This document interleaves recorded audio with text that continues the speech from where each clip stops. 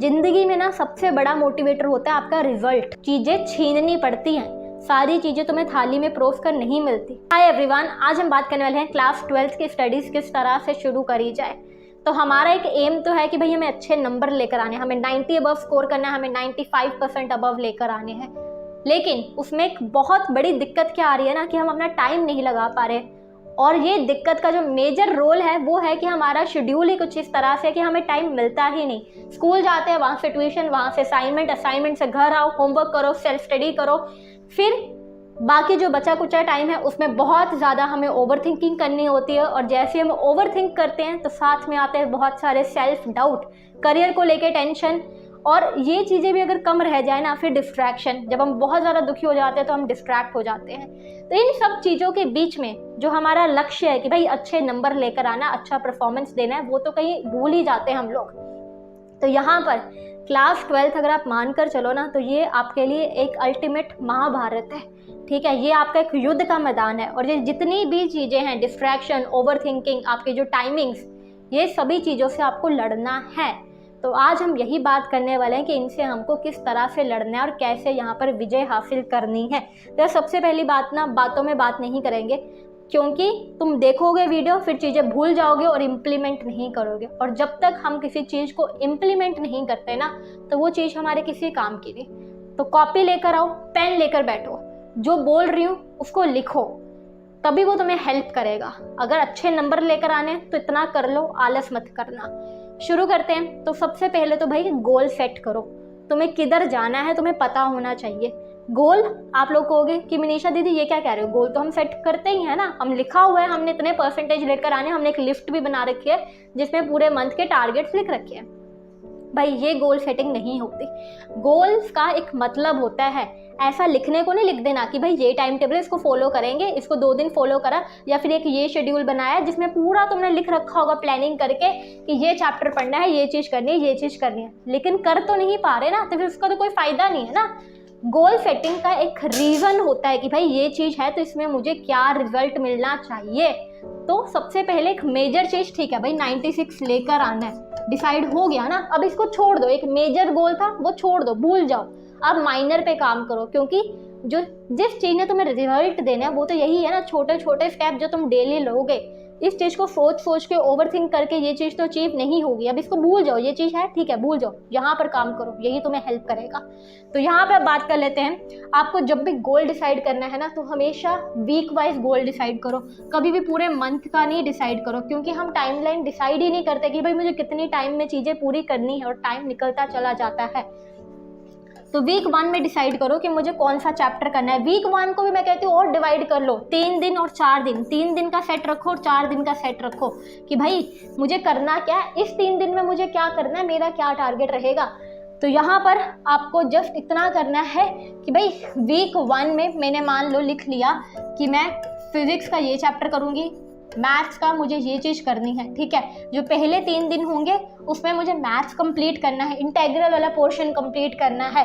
ठीक है, 2 सब्जेक्ट्स को मेजर लेकर चलेंगे, बाकी मैं सब्जेक्ट मैनेजमेंट भी बताऊंगी। पहले इस चीज़ को समझ लो कि गोल्स का क्या रोल है। और जब तुम ये चीज़ करोगे ना, और इस चीज़ का जब तुम टिक लगाओगे नोटबुक पे, बहुत बड़ी बड़ी चीज़ें नहीं लिखने की भाई ये चीज़ करना है, वो करना है, ये चैप्टर खत्म कर देना है, जो तुम्हें पता है कि वो रियलिस्टिक नहीं है, तुम नहीं कर पाओगे। जो अचीव कर सकते हो वही चीज़ लिखना।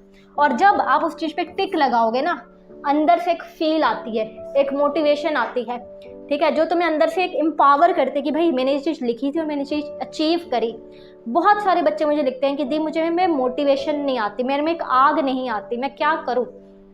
तुम्हें पता है तुम्हें आग क्यों नहीं आती?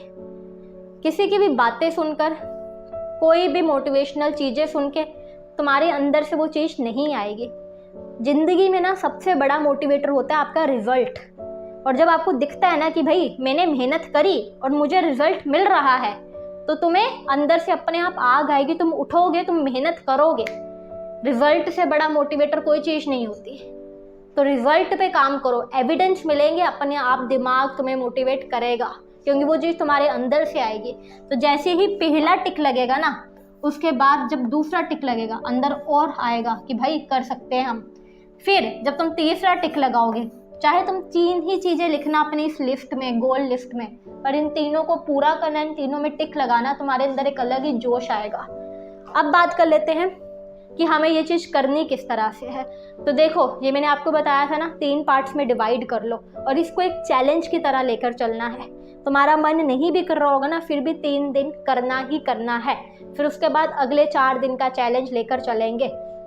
अब जब हम इस चीज़ को करेंगे तो इसको एक तपस्या मान लेना। जब पुराने ज़माने में ऋषि लोग करते थे, वो तप करते थे, तपस्या करते थे, अपने शरीर को दुख देते थे, कष्ट देते थे, ताकि उन्हें भगवान के दर्शन हो सके।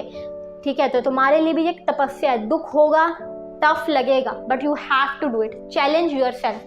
कितने दिन का चैलेंज करना है वो तुम डिसाइड करो। तुम चाहे 2 दिन रखो, 1 दिन रखो, करो, अपने ऊपर एक्सपेरिमेंट करो।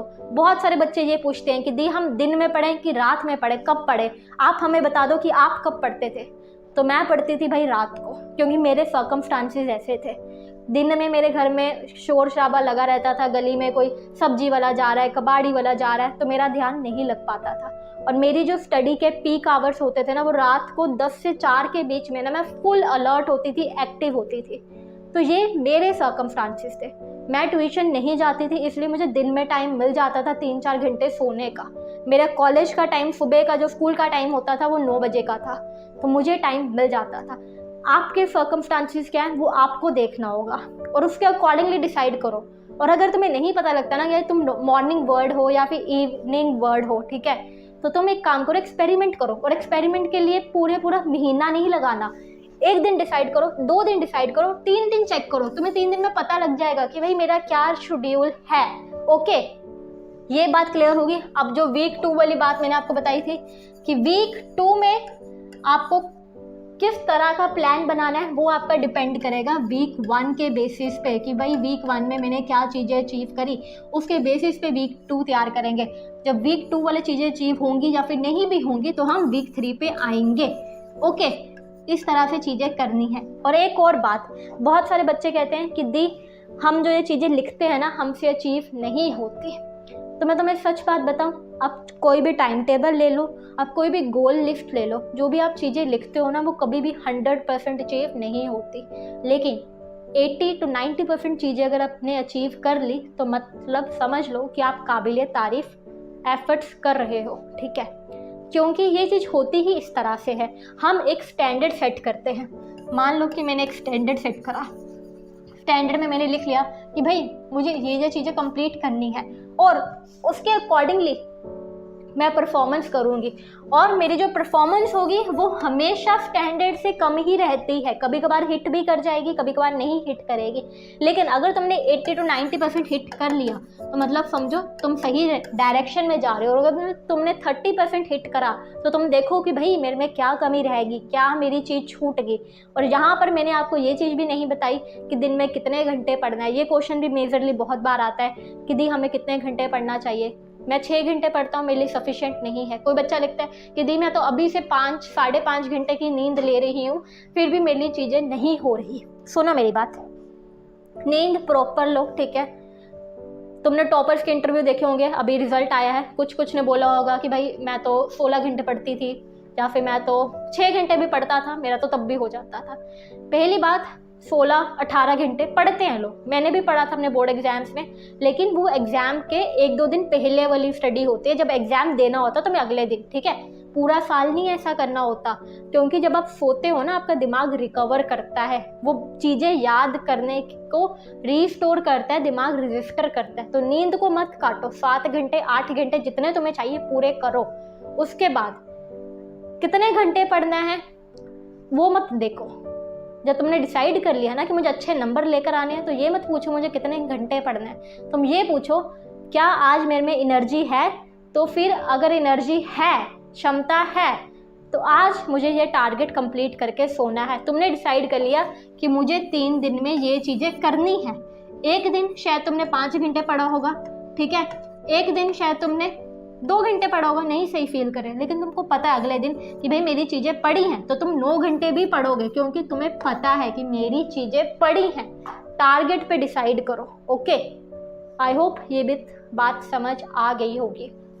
अब आ जाते हैं सब्जेक्ट्स को किस तरह से मैनेज करें। तो 3 सब्जेक्ट्स होते हैं हमारी स्ट्रीम्स में, ठीक है। पीसीएम होगा या फिर पीसीबी होगा या फिर अकाउंट्स, बिजनेस स्टडी या फिर ज्योग्राफी, पोल साइंस, जो भी आपके हैं, ठीक है। अब इन तीनों में से आपको 2 सब्जेक्ट्स को मेजर लेना है। 2 सब्जेक्ट्स को मान लो कि हम डेली पढ़ने वाले हैं। मान लो मैंने केमिस्ट्री और मैथ्स, ठीक है, बायो वाले हमने फिजिक्स, केमिस्ट्री और बायो, ठीक है, जो भी आपके हैं। तो 2 सब्जेक्ट्स मान लो कि मुझे मेजर डेली पढ़ने ही पढ़ने हैं, ठीक है, जिसमें में हम रेगुलर ग्रोथ करने वाले हैं, और एक सब्जेक्ट को हम रिवीजन शेड्यूल में रखेंगे, या फिर आप अल्टरनेट डेज में भी कर सकते हो। ऑल्दो ये तीनों सब्जेक्ट्स ही इंपॉर्टेंट होते हैं, तीनों आपको रोज पढ़ने चाहिए, बट कैपेसिटी नहीं होती हमारी, ठीक है। तो बेटर है 2 का ग्रुप बना लो और एक को शिफ्ट करते रहो, क्योंकि अगर आप देखोगे ना, जब आप एक्चुअल में स्टडी करने बैठते हैं, तो अगर हम मैथ्स की बात करें तो अगर आप उसमें कोई भी एक्सरसाइज उठा लो, आपको 2 घंटे तो आराम से लग जाते हैं एक एक्सरसाइज को सॉल्व करने में, वो भी पूरी नहीं होगी। तो टाइम लगेगा चीज़ों को करने में। न्यूमेरिकल्स करोगे, डेरिवेशंस याद करोगे, टाइम लगेगा।